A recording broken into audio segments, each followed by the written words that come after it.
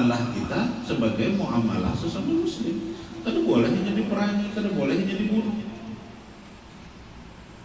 Dulu kan pentolannya kaum munafikin di zaman Rasulullah itu Abdullah bin Ubay bin Salul. Bisi anak Abdullah juga. Ini kebalikannya. Abahnya munafik, anaknya ini mukmin yang sangat taat. Bahkan yang sering membantah abahnya ini anaknya ini. Bahkan bersuara seandainya Rasulullah mengizinkan untuk membunuh orang munafik, ulun seorang yang membunuh apa ulun. Tapi Rasulullah tidak mengizinkan. Karena secara zahir tetaplah seorang muslim. Tetapi Allah Subhanahu wa taala menghabarkan di dalam Al-Qur'an bahwa orang-orang seperti itu kan pada akhirnya tetap akan masuk ke neraka. Innal munafiqina yukhadi'una Allah wa huwa khadi'uhum. Orang-orang munafik itu berusaha menipu Allah dan Allah Subhanahu wa taala menjerumuskan mereka sehingga mereka tetap dalam keadaan seperti itu. Wa idza qamu ila sholati qamu kusala. Supaya kada dianggap kafir ketika orang-orang sembahyang juga sembahyang. Tapi kusala, koler sebenarnya. Tapi kan namun kada sembahyang dianggap orang kafir. Yura'unan nas, semata-mata sembahyang supaya dilihat oleh manusia.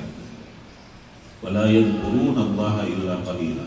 Dan mereka pada mengingat Allah kecuali sedikit sekali. Mudzabdzabina baina dzalik. Itu orang-orang munafik itu adalah orang-orang yang ragu-ragu, la ilaha illa wa la ilaha illa.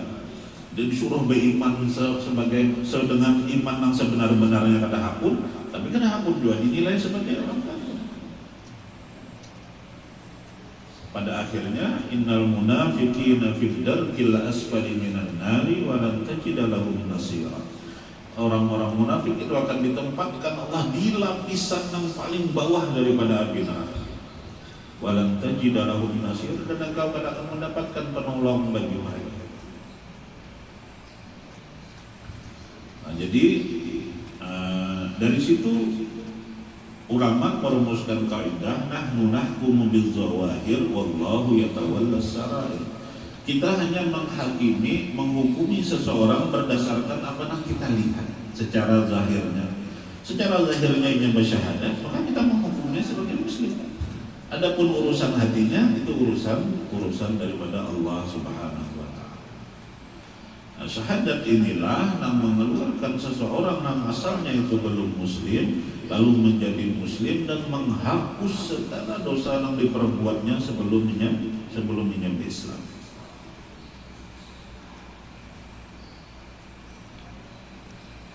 Nah, sebagaimana diriwayatkan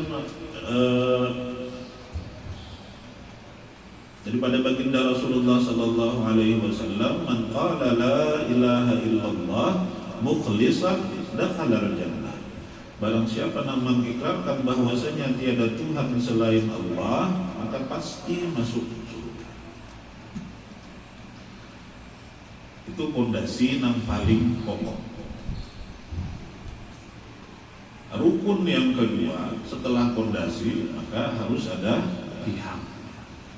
Rukun yang pertama setelah fondasi dan rukun yang paling asas itu adalah iqamus shalah, mendirikan sholat. Dikatakan iqamus shalah itu artinya al-muhafazatu ala sholati wal qiyamu biha ala awqatiha wa adauha kamilatan bi syurutiha wa arkaniha wa mura'atu adabiha wa sunaniha. Yang dimaksud mendirikan sholat itu adalah senantiasa memelihara, bujur-bujur memperhatikan, kemudian melaksanakannya pada waktunya, melaksanakannya secara sempurna syarat dan rukunnya, kemudian memelihara adab-adabnya dan sunnah-sunnahnya, sehingga bisa memperoleh samarah, buah daripada sholat itu di dalam jiwa seorang muslim, yaitu tarkul fahsya'i wal munkar, Wassalatu syiarul muslim. Salat itu adalah syiar bagi seorang muslim, wa unwanul mu'min, tanda daripada keimanan.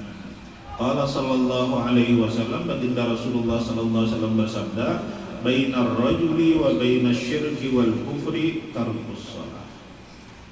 Yang membedakan seorang laki-laki atau yang memisahkan seorang laki-laki daripada kesyirikan dan kekafiran itu adalah meninggalkan sholat.